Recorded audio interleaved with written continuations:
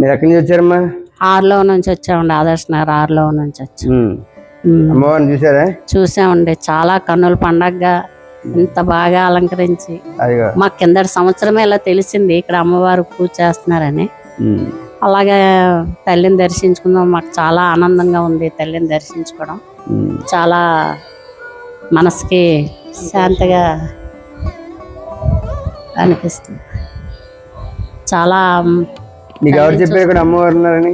మాకు అక్క చెప్పారండి. మీరు చెప్పారా? మీకు ఎవరు చెప్పారు?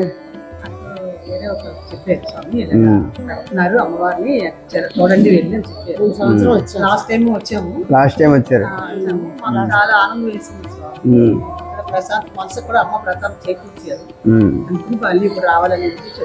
మళ్ళీ ఈ సంవత్సరం ఇప్పుడు నవరాత్రులు అని తెలిసిన తర్వాత ఆ తల్లే గుర్తొచ్చి ఆ చల్లని దేవుళ్ళ మాకు కావాలని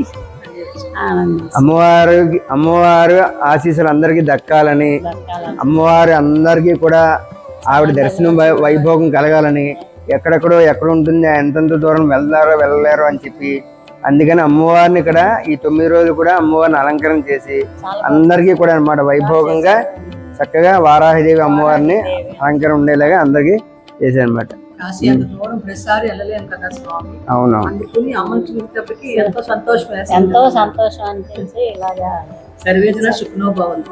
అంతేనమ్మా. అందుకని అమ్మవారు అందరికీ కూడా దర్శన భాగ్యం అనేది కలుగుతుంది.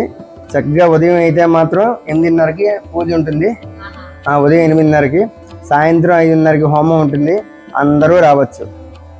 ఇక్కడ ఎలాంటి రుసుము గట్ట ఏమీ ఉండదు. ఇక్కడ చక్కగా రావచ్చా?